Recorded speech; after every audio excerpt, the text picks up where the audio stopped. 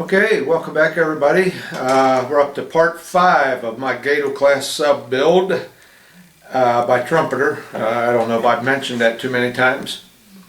This is going to be a short video. I don't have a lot to show you on this one. Got a lot more coming up on the next one.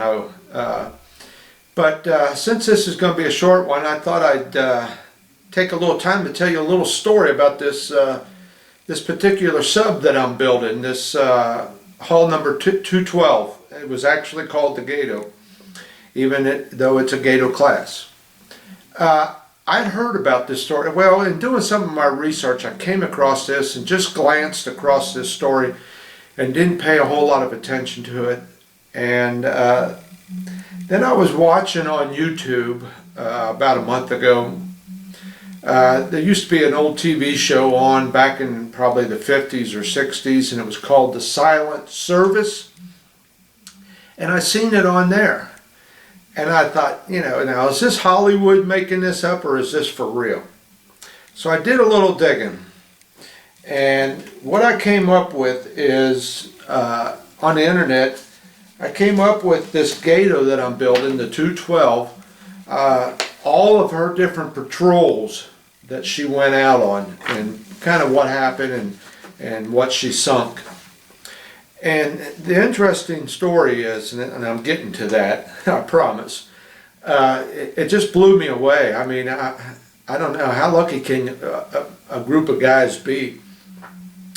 But apparently, and I don't know, maybe a lot of you guys already know this story, but this actually happened, like I said, to this particular Gato that I'm building. She was out on her 7th patrol. Okay, now this is in 1943.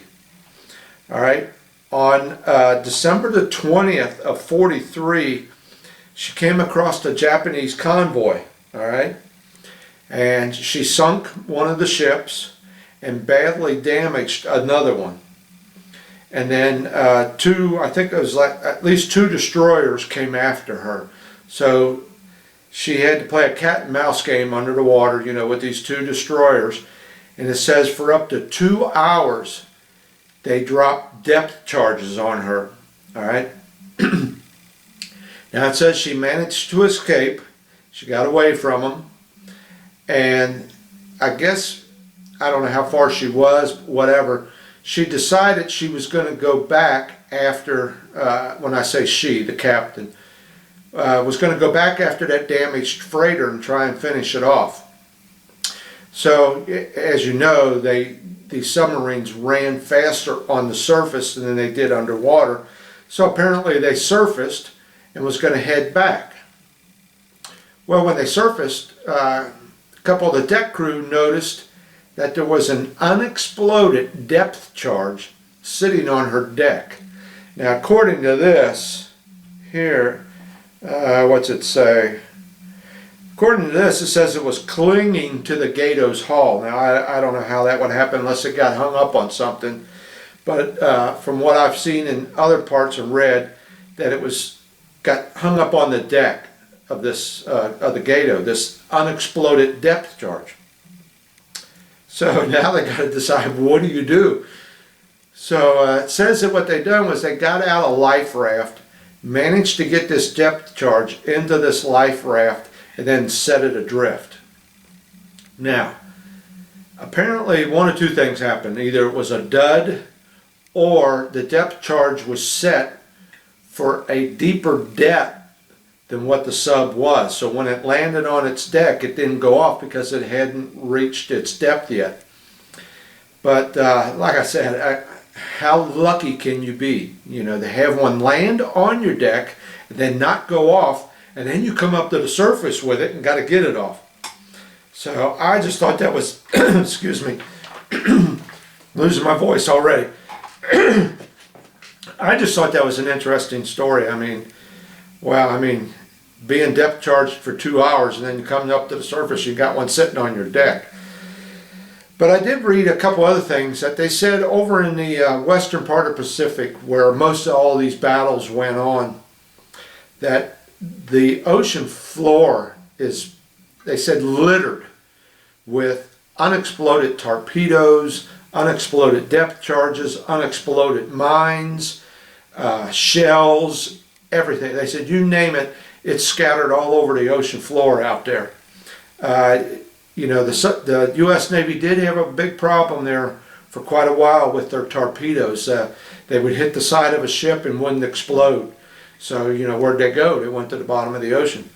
So they said, yeah, there's a lot of junk hanging around on that ocean floor out there.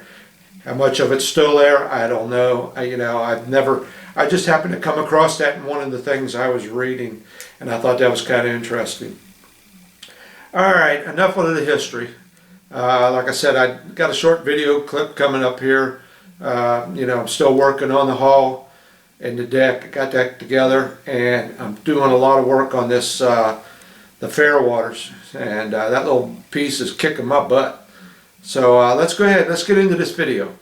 Okay, so here's the hull and the deck all glued together. She's all assembled. Not real happy with the fit. Like I said, if you watch my earlier videos, I had that piece of plastic stuck down inside that gap of the hull, and I managed to get this glued to it so it didn't have any flex in it anymore. And you can see I used rubber bands to hold it together down through the whole thing. Had a little bit of work back on the bottom here to do to this seam because it didn't come out real good. But all in all, you know, I did a lot of work up in here in this small area up here to get these to fit tight, and there's a gap in there. I got some seam work to do along here, up here in the bow. I've got something to do.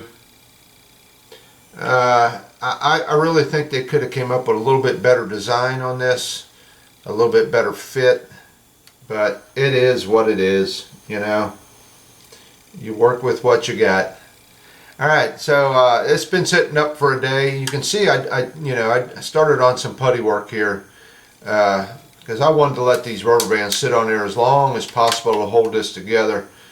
They've been on there for a couple days now, and I just moved them around to work on this seam, but it's ready to come apart now. I mean, these rubber bands are ready to come off now, and start working on some of these other little seams. You know, like I said, I got up in here, there's a gap right there. This really needs to be sanded down a little bit to make this flush. Got a bit of a, like I said, seam there, so it needs some work. But I guess all models do, you know. You just I haven't found one yet. I haven't been working on these that long, but you know, this is probably, I would say this is probably one of the newest molds that I've gotten a hold of. Like I said, I think this was made back around 2007. I'm not sure. And this is made by Trumpeter, which is supposed to be a lot better than some of them. But you can see they're still not even, they don't even have it together yet. So I was a little disappointed in this. I was expecting better, but I didn't get it. So we got to do what we got to do. We got to make it right. So that's, like I said, that's part of the fun of modeling. Okay, so there she, oh, that feels pretty good and solid though, I'll tell you that. You can just tell by feeling it. Yeah, I got some work to do on this seam in here where this back part of this deck meets the front part right here. So I got to do some work on that. Let me bring that up, see if you can see it any better. Right there. And like I said, I got some work right there and there. So I think what I'll do is I'll get these sanded down, and then I'll probably use my canopy glue to fill in them little seams. I think that's the best for up here on the top. We'll see about this. I'll probably do that there too. Alright, so there's the hull together. Got my little conning tower in there too. So we're getting there. You know, I've been working, while this has been setting up, I've been working on the, I had another guy write in and tell me they called it the sail. A lot of people are calling it the fairwaters. I called it the conning tower, but it's the part that goes up here on the deck. I've been spending 3-4 days really working on that thing, and I'm still only about halfway through it. I'm just trying to do some things to it to make it look a little nicer, give it a little bit more bling, like I say. Alright, so give me a minute here and we'll put this aside, and then I'll work on it a little bit and then I'll come back with it. But I'll show you the conning tower, how I've progressed on that, and where I've come. And yeah, that other, I can feel just a little bit there. I can feel that with my finger where that other anchor was. But like I said, that's fine. It gives a little bit of a ripple in it, like it's been patched. So I think that'll be fine. Alright, so we'll be back here in a minute. Let me get things turned around. Okay, so we're just going to give you a little bit of an update here on, well, what they're calling the fairwaters, okay? I was calling it a conning tower until I learned better, you know. But today they seem to be calling it the sail on the submarine. But in World War II and all the research I'm doing, it's called the fairwaters. So this little thing here has been kicking my butt for about 3 days.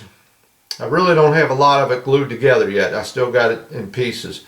But I just thought I'd give you a little up-to-date and show you why I've been having so much trouble. And I still got a long ways to go yet. I still got to put all the stanchions on here with railings. There's some railings that got to go up on top of this little bridge here, if you want to call it that. I still got to do some primer, and I primered it once because I wanted to see them seams on the end, and that's why it looks like it's in so many different colors. But I got to primer it again. I held off on it because it shows up a little bit better of what I have been doing to it, and I'll show you that here real close up in a second. The guns. I read a little article on these. If you remember, we talked about the deck gun, the one that goes on the main deck of the ship. It used to be in the back, okay, back here in the back. And then they moved it up to the front, okay. Now, when this came in for its last fit out, I think in November of '44, it had the deck gun up on the front. It had 2 guns here, and then they put another gun back here where the deck gun used to be in the back. So this particular submarine actually had 4 guns on it at one time. Okay. And the way I understand, these guns, these 2 here, and I would imagine the one they've added back here, they did not stay here all the time. From what I understand, they used to put them below deck when they dove. These seem awful big to be moving around, so I don't know if that came along in a later date where they left them stationary or not. But in the early days, apparently these would come off, go below decks, and then they would dive. But the main deck gun always stayed there. So, all right, so I had to make some changes. You know, like I said, the original box art for this thing shows this radar tower being here. This is for a radar that goes back here. It shows it on the box, but you do not get it in the kit. So like I said before, I had to make this thing, all right?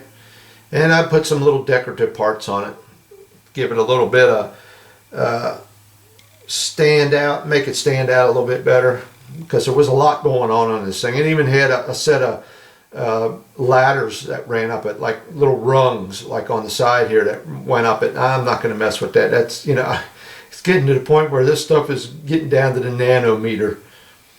But like I said, I still got a lot of work to do to this. The periscopes have got to go on. It was the top of this here gets a little radar thing. This one here gets a radar thing. And see what I can do to these guns to fix them up a little bit. Plus, like I said, all my stanchions and stuff. All right, so let's take this apart and look at this one piece at a time. All right, if you remember me talking about this piece right here, I believe they call this the shears.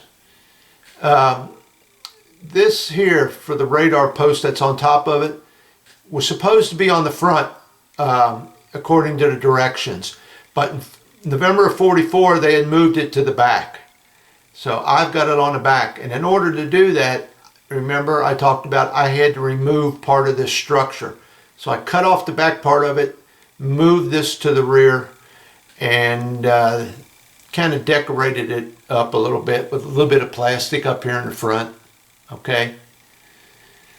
So I got that pretty much, you know, other than the periscopes, that little part's pretty much done. Little periscopes and the little radar dish. But I'm going to hold off on that because that's kind of fragile stuff and I don't want to break it. Now I got this on here with a piece of blue tack because I can't get it to stay there. I'm going to have to probably drill a little hole in the bottom of it and a hole in there and mount this. But this is the little radar post that goes in the back now. Right there she is. I'm on focus. There you go. And you can see I put a little bling on it, you know, just to give it a little perspective and stuff. But that had to be all handmade. It made that out of a piece of sprue. Okay. And this little plastic here, this is what I call my angel hair. It's right here. Okay, this is some small stuff. All right. And I was able to take this, because it is so small and flexible, and just take and wrap that around there. Just wrapped it around, glued it down, and that was it. Didn't have to heat it or anything, just wrapped it around there. So that takes care of that part. And like I said, this here, I got to work on this pretty much. This here needs, I'm probably going to have to drill some holes in here and put some railing up here. There was railing up on top of this deck here. Alright, now let's get to this part. Let me get these guns off of here. I've been working on this deck. I had originally painted it black and I didn't like that, so then I went over it with a different color, and I'm working on this. This is a work in progress right here. And I will say this, that one article I read where that guy did a real good review and he had chopped this down. Yeah, I believe this is too long. From the looks at some of the pictures I got, this from here to here is way too long. This needs to be cut down almost by about 1/4 of an inch. You know, it's just, it's out of proportion from what the pictures show. Way too much space in here. But in order to do that, that involves cutting, it would only come back to about here. So then you'd have to cut this out, put in a piece of plastic, rescribe them hairline, deck lines, and I just, you know, forget it. I'm not doing it. So it is what it is, but I cannot believe that Trumpeter didn't get this right. It's just you can see it. It's not right compared to what the pictures are. You know, Trumpeter blew it right on there. All right, so I got this part all glued together. I got this nose piece here glued there, and I did some putty work on it. But you can see some of the things I've been doing. Okay, I did go ahead. Let me see if I can hold this without dropping it, and put a little hatch back here. And if it shows up, I got like 2 little hinges on it. All right. This little circle here, I'm going to have some wires coming from the back that will come to this piece here that I made, and then there's a wire comes off of that down into the radio shack, and I got that on both sides. All right, then I made these little port and starboard lights right here. Okay, that's made out of about 4 different pieces of plastic, and then I made these little things right here. You can see them, to where that wire that's coming from the back of the ship up to there. Okay, I had to make that. And then from looking at the pictures that I've got, there was a hatch up here in the nose. So I made that. And then these, right down here where they pass the ammunition through, where I'm at, right here, where they pass the ammunition through to the front of the ship, all right? And I think it's the way the light's hitting it that makes them look uneven, but they're pretty much squared up. They only give you one with the kit, all right? The pictures I've got in 1944, there's 2 of them. So I had to make those.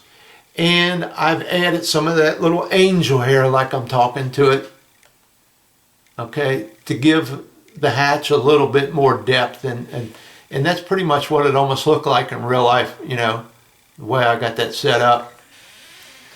So, yeah, here's the one that they give you with the kit, okay? Right here on the end of my tweezers. Right there.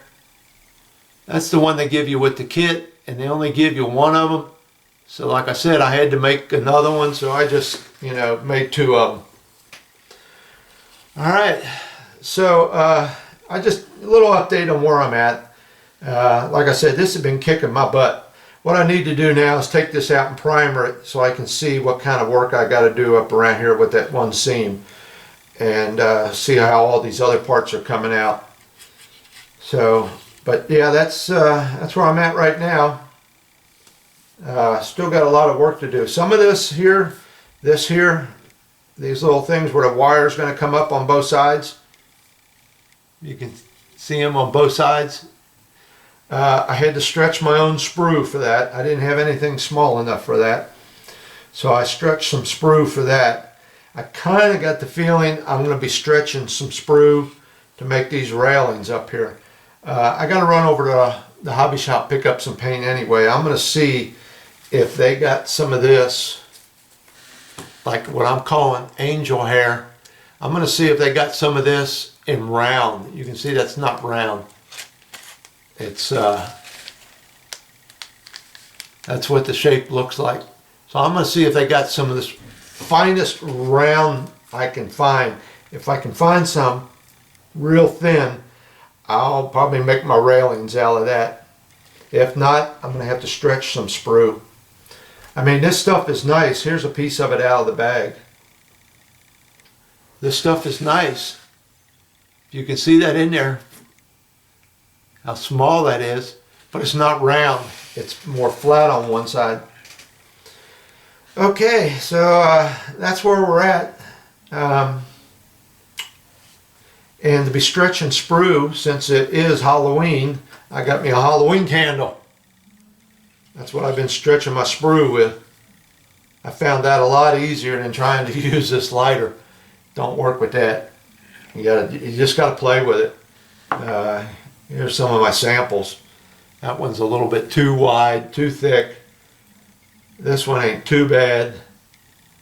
As you can see, I've been stretching some sprue. And that's why whenever you get done with a model and you got some sprue left over, cut off some straight pieces of it and save it. Because you never know when you got to do something like this. Okay, so there we are. That's just an update. I get some more done. We'll update you some more as we go along. All right, thanks for watching.